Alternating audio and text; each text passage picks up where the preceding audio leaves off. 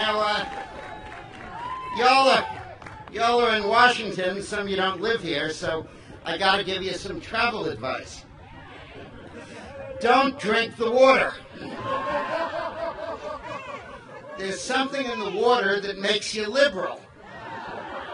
Makes you want to spend lots of taxpayers' money. Makes you want to regulate. Bottled water only. Now, you know what you do when water is contaminated? No, you boil it.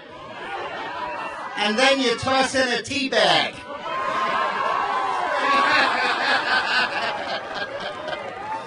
That's my recipe for you. Thank you, Robert Taft. Okay, so the folks that work over there can't find any way to possibly cut the budget. They are negotiating while the deficit is rising by $5 billion a day. And they worked for 3 weeks on trying to cut the deficit, and in those 3 weeks it goes higher than their cuts will ever reach. But they can't figure out how to cut the budget. And we are at $61 billion, prorated as 100 over the year, and they can't think of anything other than 30. Well, I have some suggestions for them. We give Kenya $714 million a year. We give Mozambique $450 million a year. We give Namibia $409 million a year. We give 30 countries in the world more than $500 million a year. Foreign aid was at $20 billion in 2000. Now it is at $50 billion. So that would be a nice place to start, wouldn't it? Now, a lot of people are talking about a government shutdown. We don't need to shut down the government. We need to shut down the foreign aid program. We need to shut down the infrastructure stimulus package pork barrel program that Obama passed. So my advice, we need to close down PBS. We need to shut down the Endowment for the Arts and the Humanities. So that's where I think we ought to do our shutting down. Because I say, you shut down what you want to end. And we don't care if it stays shut down. We're for that. Don't shut down the rest of the government. If the Democrats want to do that to retaliate against us, that's their lookout. We're going to shut down things that we want to zero fund anyway. And there's more than enough of that there. So you bet there's going to be a shutdown, but it's going to be a targeted shutdown at the agencies we want to get rid of and the programs we want to end. Now that's Act 1. That's unfolding right now. And I think we're going to win that act because I think the Democrats are scared to death. And I have a message for any Republican that is thinking of wavering. It's spelled Primary. And it's not primary colors either. It's primary fights. For example, I'm going up to Indiana tomorrow, and I'm going to speak at a rally for Murdoch, who is going to get rid of that rhino Lugar, who hangs out in the United States Senate from Indiana. He's going to be gone. He hasn't visited Indiana in a couple of years. He's going to get to move to Washington. Act 2 is when they want to borrow more money, when they want to raise the debt limit. And what we should say to them is, before we let you borrow more money, we want you to get control over the single program that is doing more to bankrupt the United States than any other program. It's not Social Security, it's not Medicare, it's Medicaid.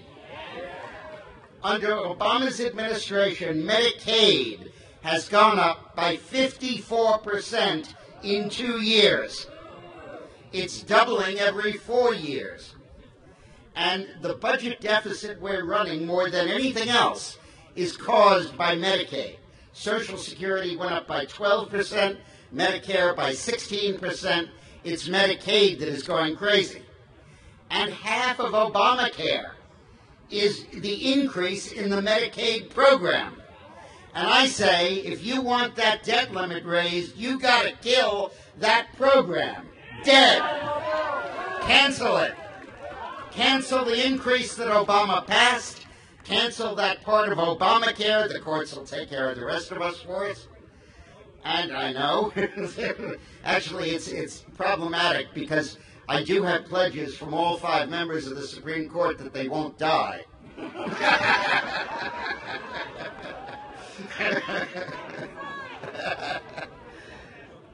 But the point is that we tell the Democrats in Congress, you got to roll Medicaid back to the 2008 levels of spending. You got to give it to the states and let the states do whatever they want with it. You don't want to spend $750,000 per state covering Viagra? You don't have to. You don't want to cover people who make incomes of up to $80,000 a year? You don't have to. Every state makes its own decision about how to spend that money. Now, as we're speaking, the governors of Wisconsin and Ohio and Indiana and Pennsylvania and Florida and Tennessee and Idaho are standing up to regain control of their own states. They are saying, vote me out of office if you want to, but you're going to run your own schools. You're going to decide who gets hired and who gets fired. And no union contract is going to make us keep incompetence on our payroll.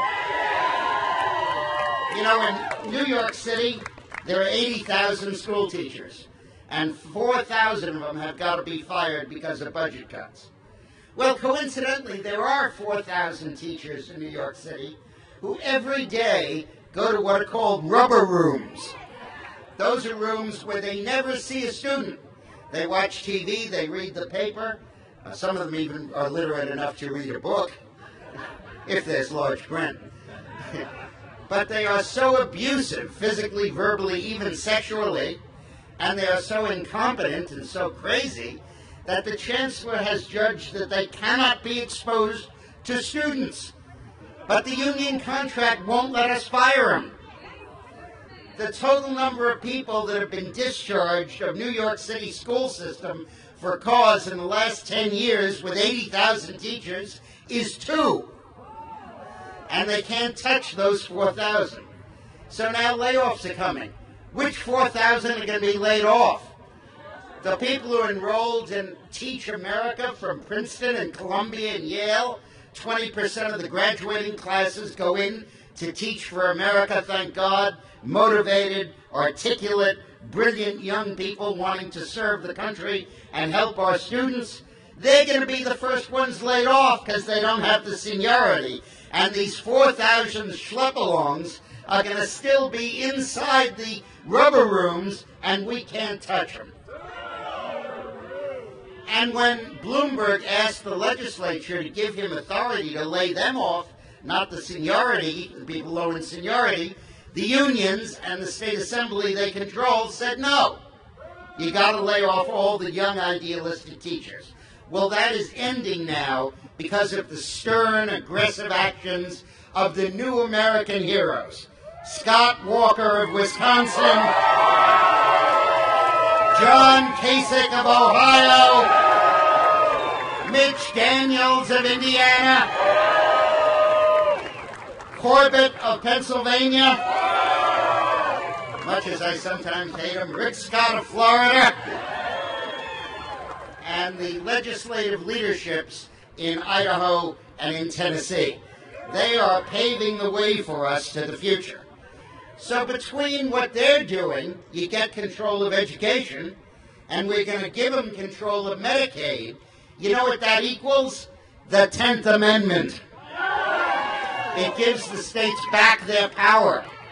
It's 3/4 of their budget in those two programs combined. And we're taking the power away from the unions over the schools and the feds over the healthcare system, and being governor of the state will now mean something.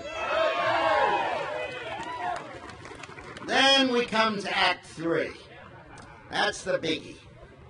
That's going to be the budget for the year 2012. Now, the debate will start now, but it'll get real serious over the summer. And everybody's going to say, you're going to shut down the government in order to get rid of Obama's programs. And I say, again, what do you got to shut the government down for? You don't want the individual mandate enforced that requires everybody to buy health insurance, approved by the government, written by the government, and pay full freight for it? You don't want that enforced?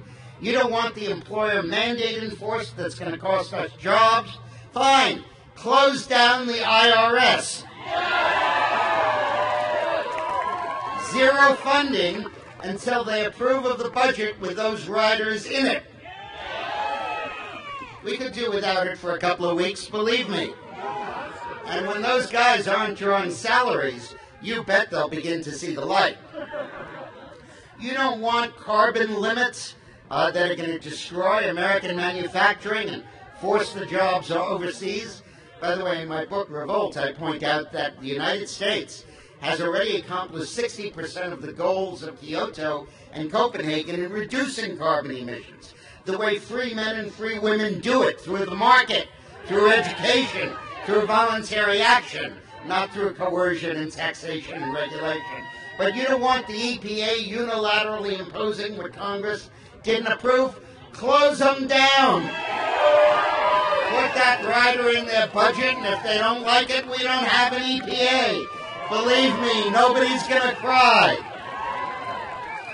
You don't want the National Labor Relations Board to jam down the throats of American business and labor the provisions that Congress rejected for the card check bill that says you set up a union with no secret ballot and people are coerced into checking off the cards and that's enough and they have no further role in the process. Well, put a rider in the NLRB budget, National Labor Relations Board budget, saying you may not suspend the secret ballot. And if the Senate won't go along with it, zero fund the NLRB. You don't want the FCC cracking down on talk radio and telling you that here's their game, every talk radio show has to locally produce 25% of its content. Now, Rush Limbaugh, Sean Hannity, those shows are cheap for a radio station to run. In fact, they don't pay for them. All they do is split the revenue from the ads that are run in it. They don't pay anything. They make money from it. But when you hire a local guy as a talk radio host, you got to pay him real money. And maybe he makes a profit, maybe he doesn't. So what they'll do is they'll close down old talk radio and just run top 40 music like they used to. You don't want the FCC to do that? Put in a rider prohibiting it, and if the Senate won't go along, close down the FCC. So we don't have to close down the government. We're going to close down the parts of the government we can't stand.